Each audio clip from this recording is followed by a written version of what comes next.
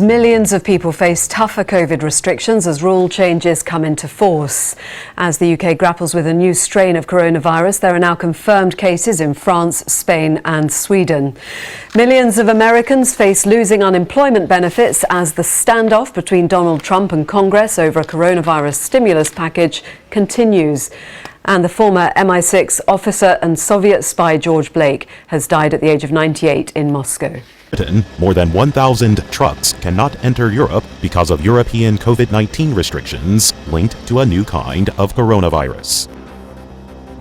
China says it will take measures against unnamed U.S. officials following new U.S. visa restrictions for Chinese officials whose policies are linked to human rights abuses.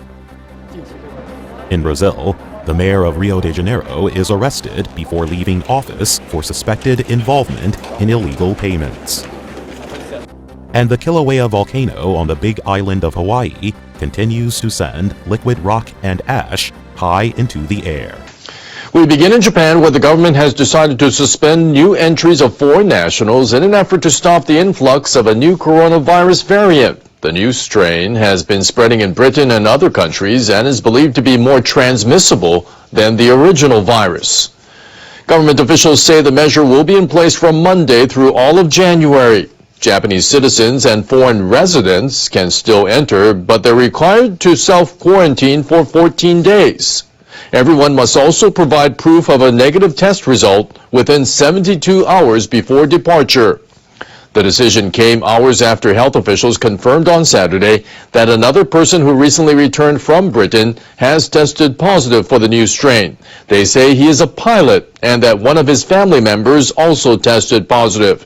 They are both being treated in hospital. On Friday, 5 other travelers from the UK were confirmed infected with the variant. Johns Hopkins University in the United States says the worldwide tally of cases now has surpassed 80 million. The global death toll has exceeded 1.7 million. The number of infections in Japan continues to rise. Officials on Saturday reported a record 3,881 daily cases across the country. The capital, Tokyo, is Japan's largest hotspot with 949 new cases.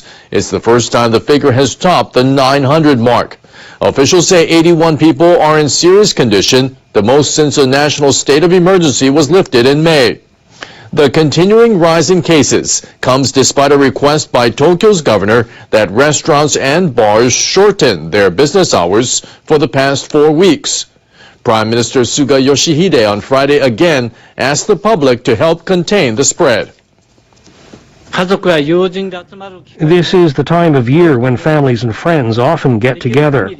But we'd like to ask you to avoid gatherings as much as possible so we can halt the spread of infections during this year-end and New Year. We need your cooperation. The administration is considering revising the anti-virus law so authorities can provide financial support to businesses that follow the rules and punish those that don't. Across the country, nearly 220,000 people have tested positive since the pandemic began. More than 3,200 have died. The spread of the coronavirus is threatening blood supplies for transfusions in the Tokyo metropolitan area. The Japanese Red Cross Society's regional blood center says about 40% of its collection vehicles have been immobilized for the last 8 months. The center says donations have fallen below monthly targets since April. A state of emergency was declared that month, prompting people to work or study at home. Donations of blood in 400 milliliter quantities are most in demand, but contributions in that amount have fallen below target by 45,700 units. The number of surgical procedures being performed has been picking up again. That led blood stocks to drop to 80% of the normal standard between mid-October and November. It's difficult to maintain sufficient inventory. A continued decline in stock would raise concerns about the impact on medical institutions and the treatment of patients. So we are asking everyone to donate blood. The center has been getting blood from other regions, but it is unclear whether enough can be secured.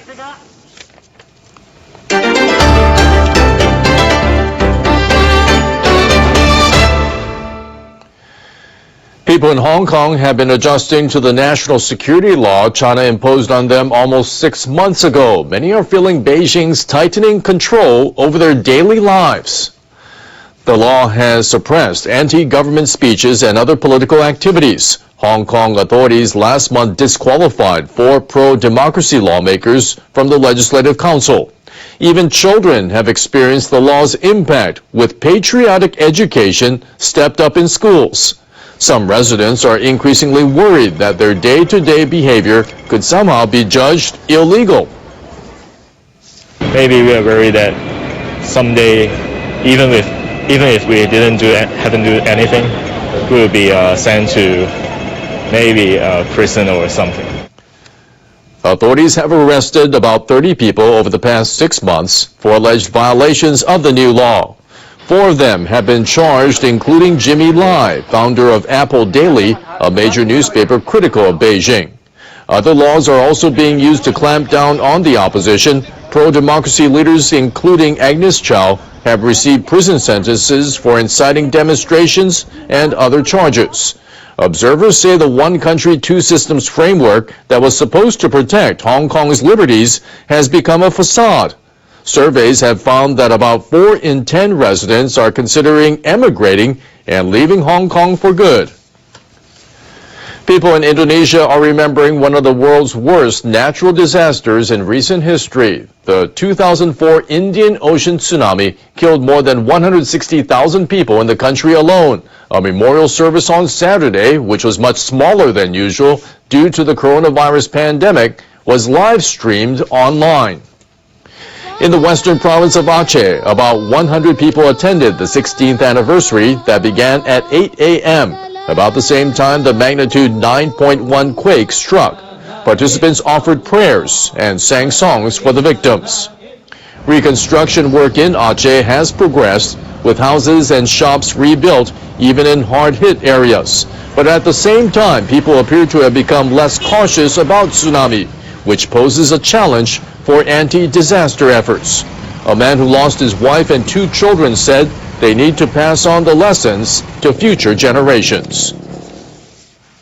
I think we should continue basic drills to prepare against possible disasters.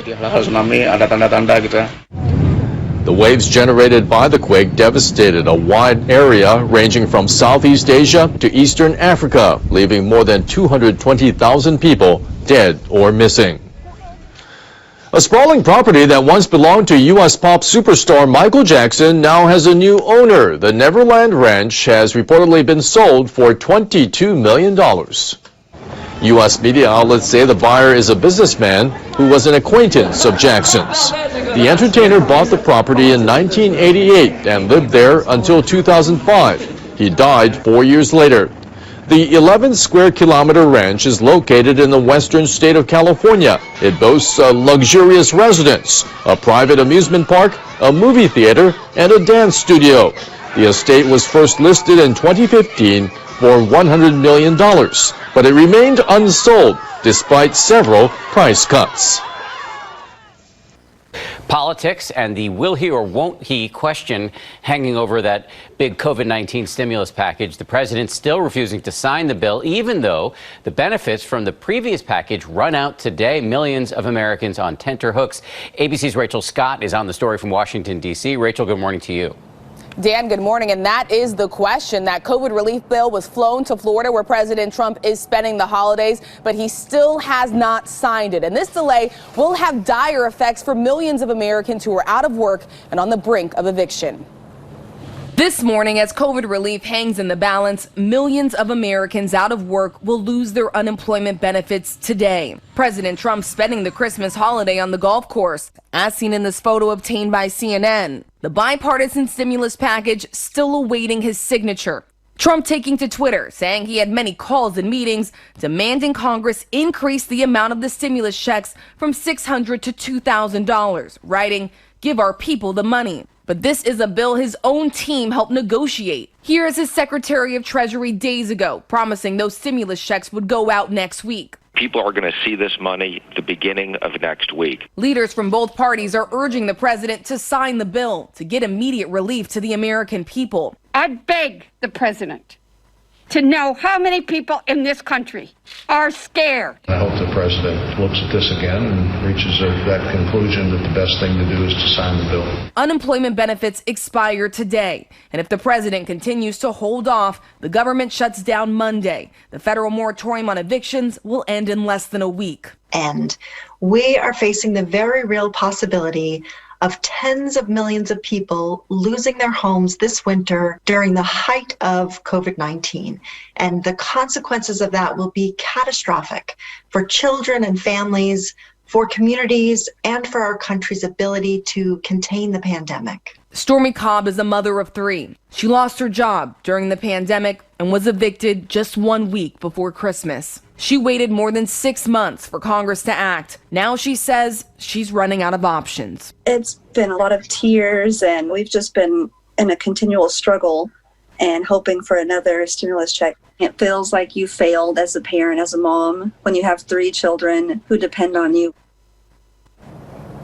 And so many like Stormy Cobb waiting for that relief. Democrats, in a last-ditch effort, did try to increase the amount of those stimulus checks to $2,000, but Republicans in the House objected it. So the president now has the bill in his hands. Here are his options. He could sign it or he could veto it. That could force lawmakers back to Washington to try and override the president. But if he does nothing over the course of the next several days, the bill will expire, and then it will be up to the next Congress to try and do this all over again and pass another stimulus package to get relief to the American people. Eva? Rachel Scott for us. So many people hanging in the balance this morning. Thank you for that report. The after effects of the storm likely to make things difficult for many people heading home after the holiday. Expect sizable travel delays today, especially in the big cities. ABC's Elwin Lopez joins us with more on the travel situation now. Elwin, good morning. Good morning, Wood. As the holidays come to an end, millions are already making their way back home. AAA predicts the bulk of that travel will be on the roadways. Experts say the peak of delays on major highways will begin this afternoon in Boston, Houston, and here in Atlanta. All of this despite health official warnings to stay home this holiday season. And while overall air travel is down nearly 60% from this time last year, TSA numbers have jumped, showing more than 7 million people hitting the skies in the past 7 days. That's the busiest stretch of travel since the beginning of the pandemic. But travel app Hopper predicts January 3rd will be the busiest day for holiday goers coming back.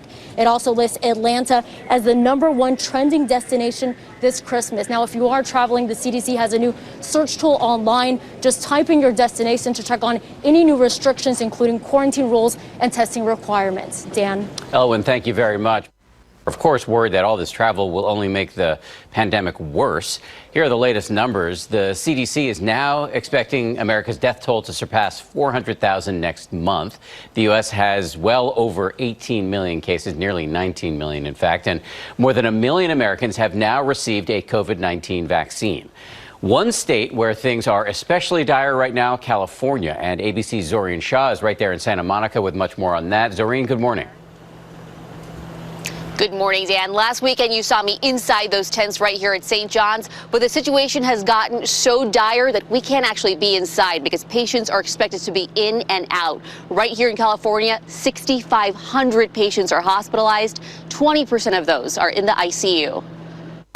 Overnight, the coronavirus continuing to take a toll on the country. Confirmed cases toppling over 18 million with over 120,000 hospitalizations. In California, the LA County Department of Public Health announcing the second consecutive day of record high COVID deaths. This being a sober reminder of how deadly this disease is, how deadly this pandemic is, and how devastating it is to families that have lost their loved ones during this holiday. California's governor saying they're under unprecedented pressure as they became the first state exceeding 2 million COVID cases. Even with strict lockdowns ordered by the state, patients are still being treated in tents outside emergency rooms as cases throughout the country rise. In Arizona, 93% of ICU beds now full. And 80 employees between 2 Colorado in-and-outs reportedly testing positive. Officials now bracing for a continuing surge as millions gather over the holiday week. 4 New England governors jointly releasing this plea